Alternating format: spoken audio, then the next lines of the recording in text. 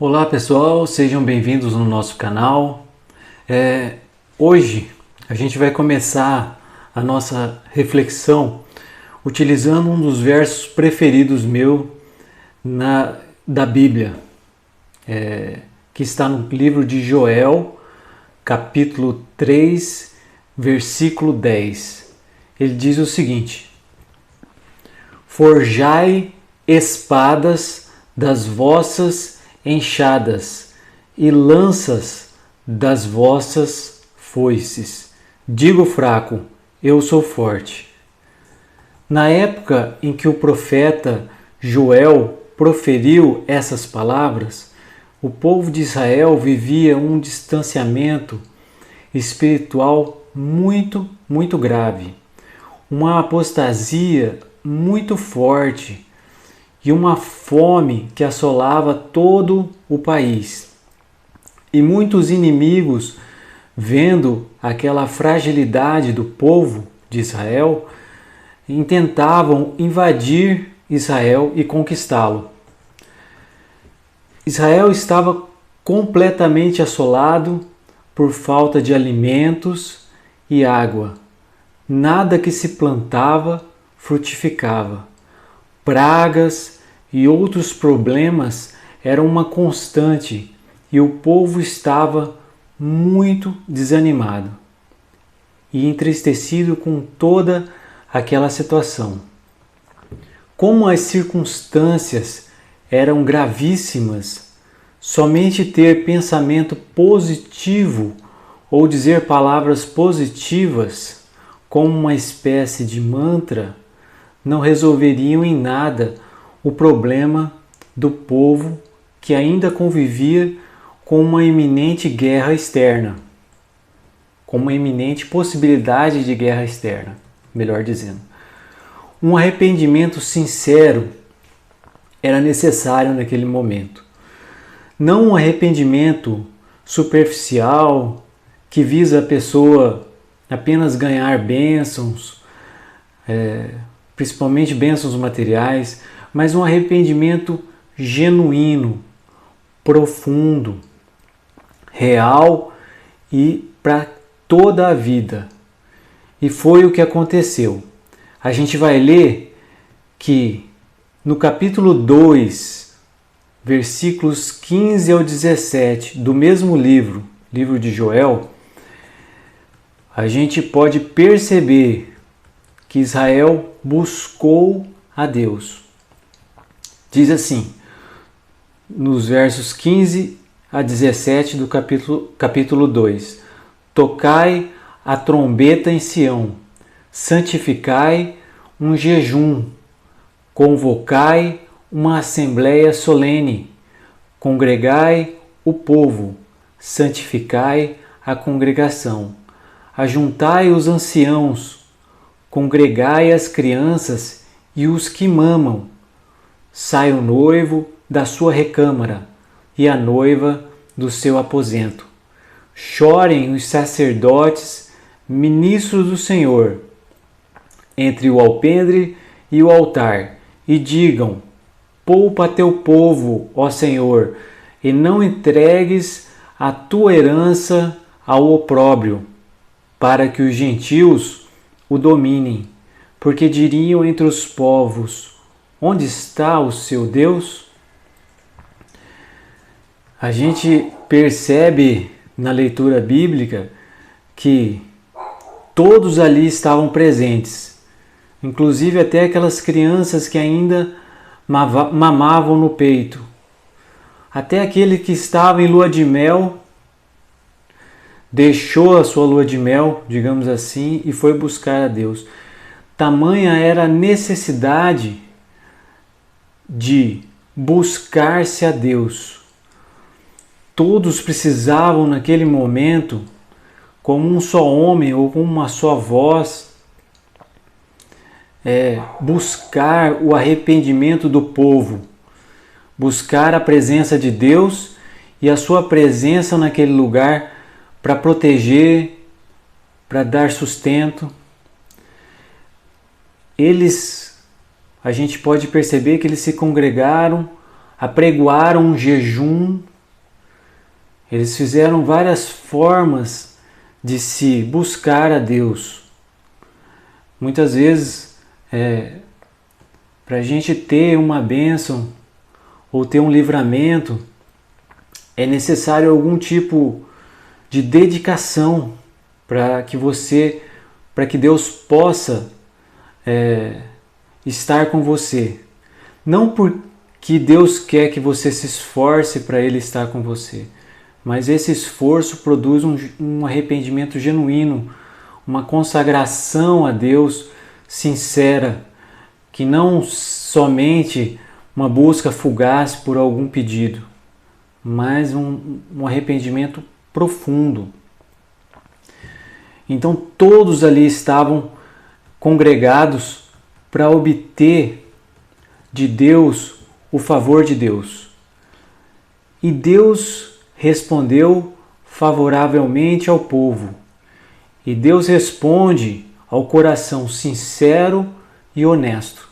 A gente pode perceber isso em Joel capítulo 2, versículo 19, um pouquinho mais à frente, que fala sobre o arrependimento do povo. E o Senhor, respondendo, disse ao povo: Eis que vos envio o trigo e o mosto e o azeite, e deles sereis fartos, e vos não entregarei mais ao opróbrio entre os gentios. A gente pode perceber que Deus vai providenciar duas coisas para o povo de Israel: o alimento que estava faltando, a garantia financeira de ter uma sobrevivência sadia, sem contar o fato que eles seriam fartos, não só uma questão de necessidade, mas Deus iria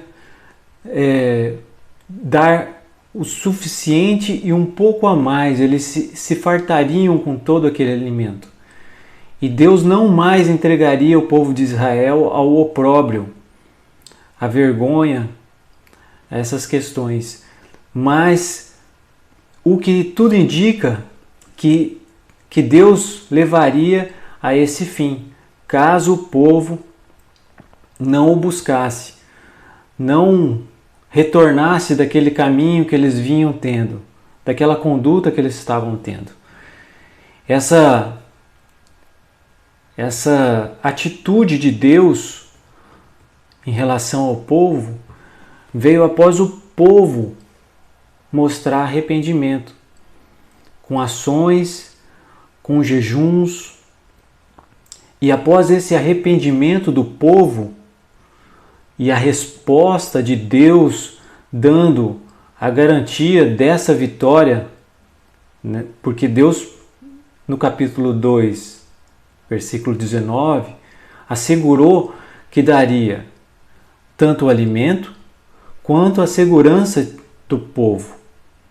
Só não explicou exatamente como se daria, mas explicou que não entregaria o povo de Israel ao opróbrio dos gentios. Então, após esse arrependimento genuíno do povo e após a resposta de Deus garantindo essa vitória, Joel faz aquela declaração que lemos no início dessa reflexão, cujo texto é um dos meus preferidos na Bíblia, que diz o seguinte: Forjai espadas das vossas enxadas e lanças das vossas foices. Diga ao fraco: eu sou forte. Esse texto já está no capítulo 3, versículo 10. Já houve o arrependimento do povo, já houve a resposta de Deus em favor do povo.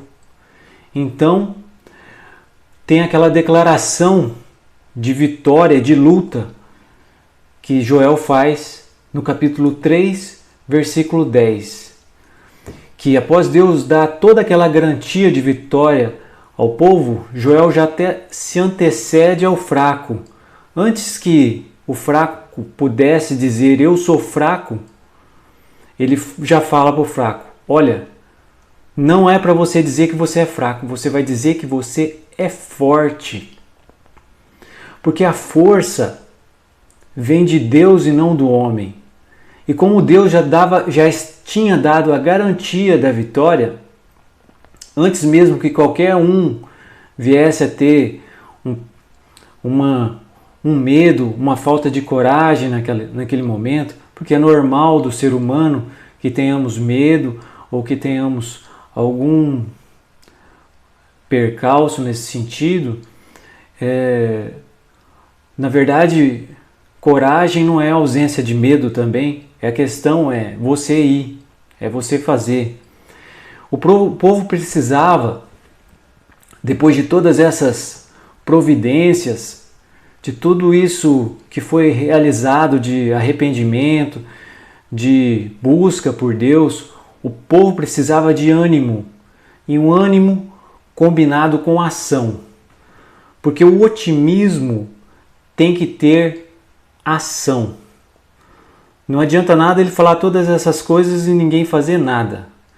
As enxadas deveriam ser transformadas em espadas. As foices deveriam serem transformadas em lanças. Instrumentos que eram utilizados na roça deveriam ser transformados em instrumentos de guerra. O povo estava sendo preparado para a guerra. E o fraco já era para ser forte. Quanto mais os fortes, deveriam ser mais fortes ainda. A coragem deveria ser retomada.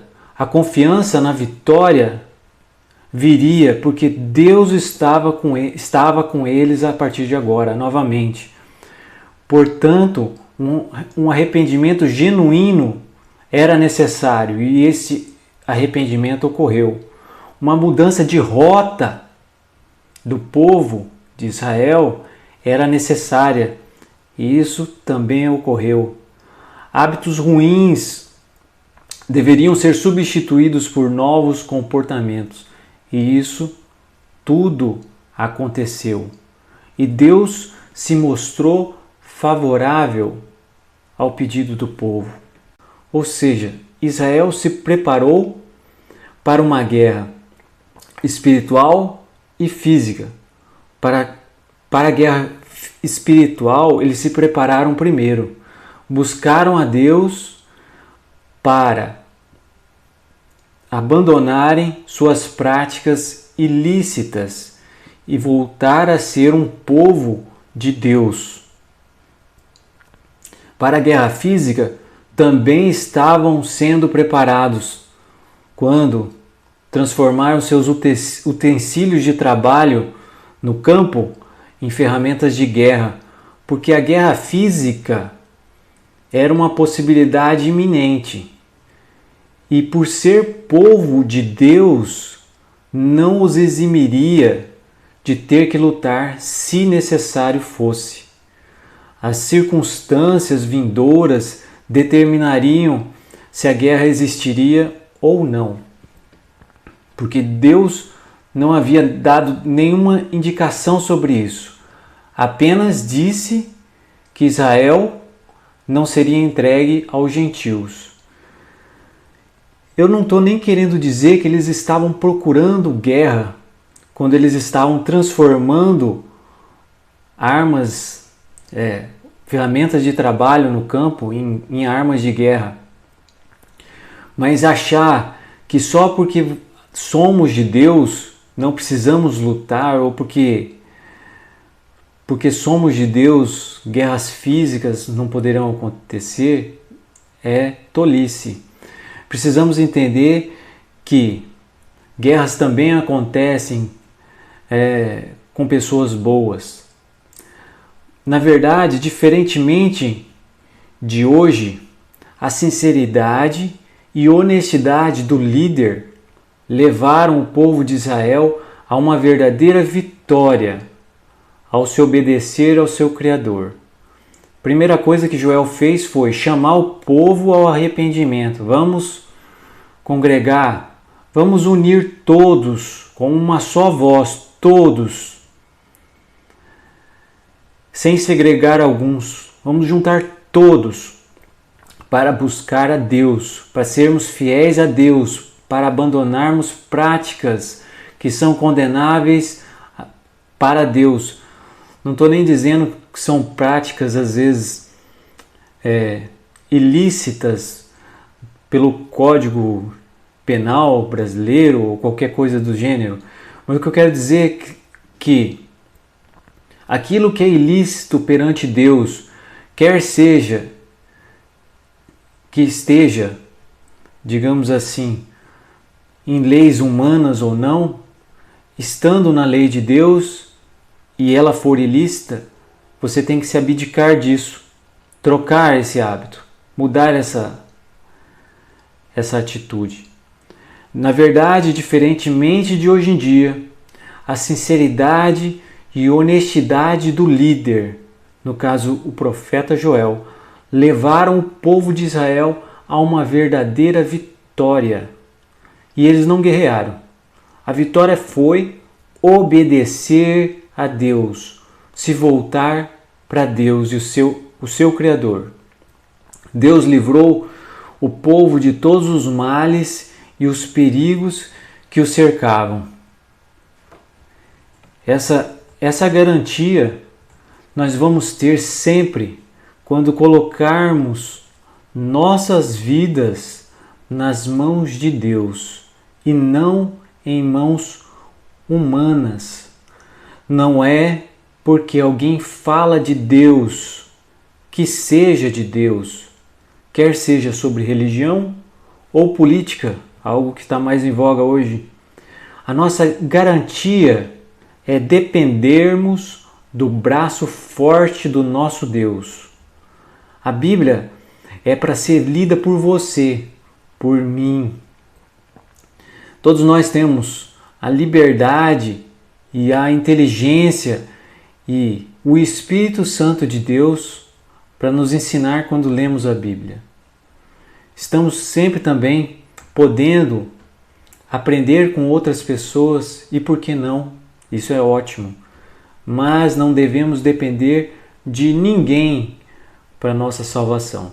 Maldito é o homem que confia no homem para a sua salvação.